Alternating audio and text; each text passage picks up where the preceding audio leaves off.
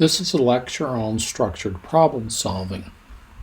It's part of my course on climate change problem solving.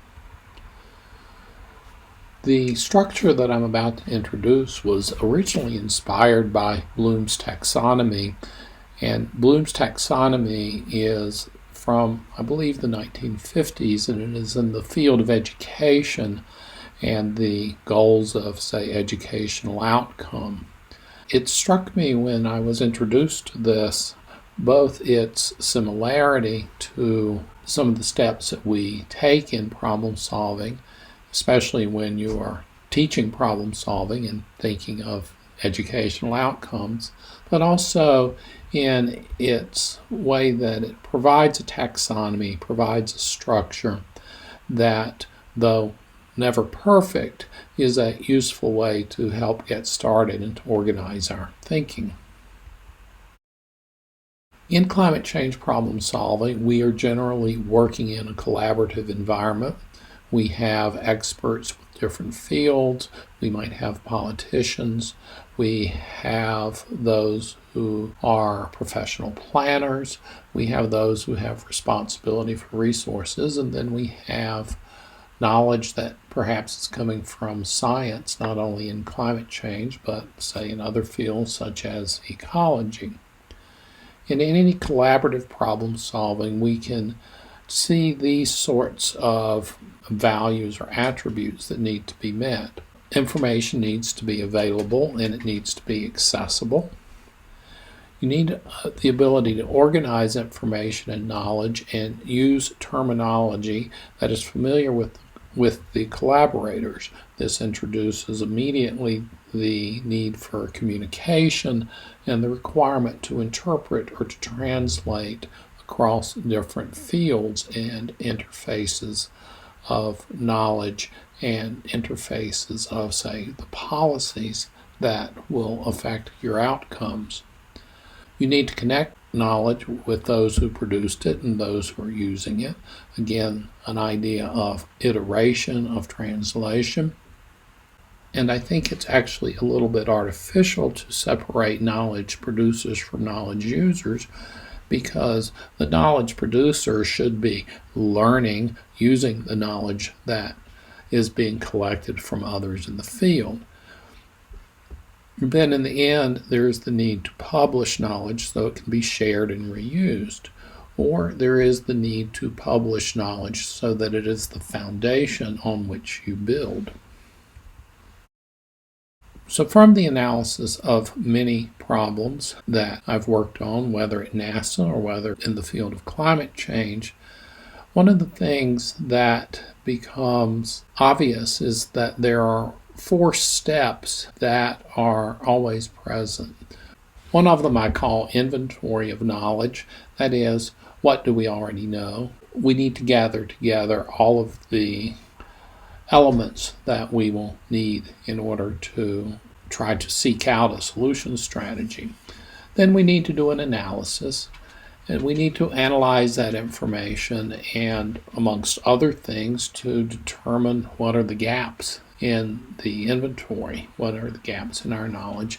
We need to evaluate various sources of knowledge as to attributes such as credibility, legitimacy, and working to determine whether or not they are salient to the problem that we need to address. And then we need to synthesize this all together in order to come up with solution strategies. It's very important to have an application. What is the problem to be addressed? Because it seems sometimes counterintuitive. When you have an application, it actually helps you to simplify the uncertainty that's associated with the problem, because you will be able to eliminate some sources of uncertainty because they are not important to the outcome of your problem. In a problem that has many complex elements and many interacting pieces, I think it is important to realize that you are looking for solution strategies, not necessarily solutions. You'll be looking at a set of paths that will be leading to good outcomes, but it is very unlikely in a complex problem that you will identify more than the first step or two that you need to take, and therefore you need to be strategic about the outcomes that you might be looking for. The problems we encounter in climate change are often posed as a vulnerability approach, a hazards or risk approach, an adaptive capacity or resilience approach, or a policy approach. In any of these approaches, the common elements of problem solving are all applicable. It's also true that these elements are present in virtually any type of complex problem without a solution that you start to take home. Many of the elements that I describe here were originally developed when I was working at NASA and developing climate and weather models with a large group of people. If I return to the common structure of problem solving, I want to add a couple of things here. Again, emphasize the application. Once you have a problem, it helps you to manage the uncertainty. As an example of if the problem you want to address is a management problem with an outcome that's needed in 10 or 20 years, it really does not matter what emissions scenario you choose for your climate information. But one of the things you want to do early on in the problem is to develop an uncertainty description. Begin to understand what are the sources of uncertainty and start to think about how are you going to manage those sources of uncertainty. Another important element of problem solving is that it really benefits from review and checking. This could be external review of, say, a set of people who are interested in the outcomes of the problems. It could be an independent review.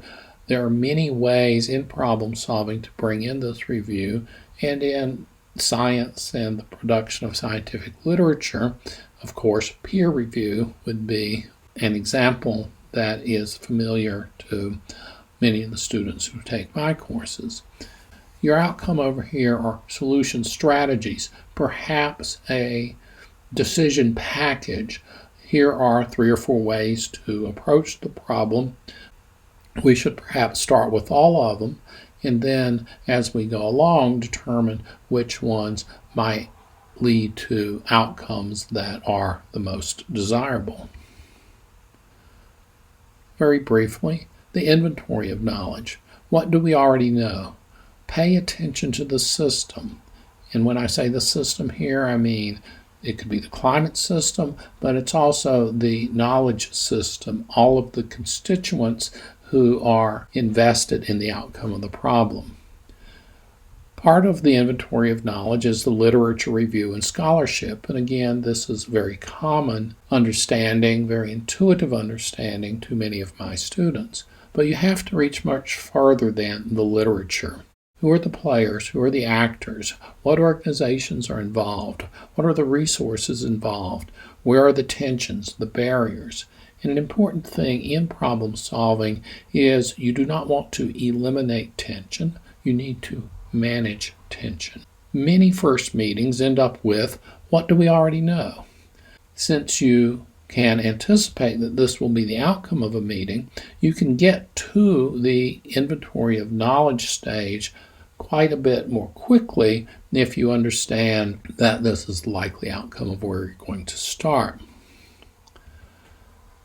The skill set involves analysis, determination of knowledge, what is important to the application, what are the gaps, distinguish between facts and inferences. I think it's very important to identify advocacy and to distinguish from what you want to be true to what is true. From a communication and logic point of view, this is setting you up to try to avoid confirmation bias.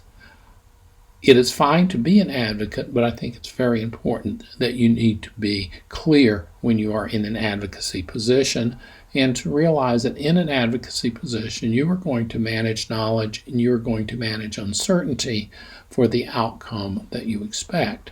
Likewise, in any complex problem, you are likely working with advocates and you need to realize that that is what they're doing. They're managing knowledge and uncertainty to try to achieve the outcome that they would like to see.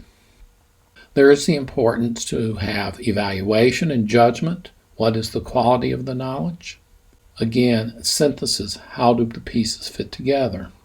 You'll recall in the science part of this, when I introduced the scientific method, I talked about reduction, and then I talked about synthesis.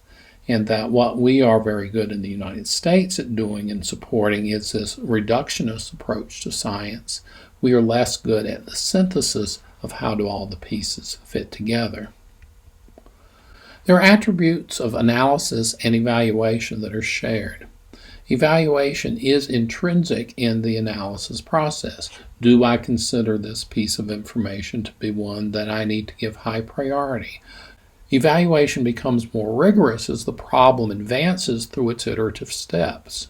You might have some piece of knowledge that you do not have to define very precisely in the beginning of the process. You know it's important.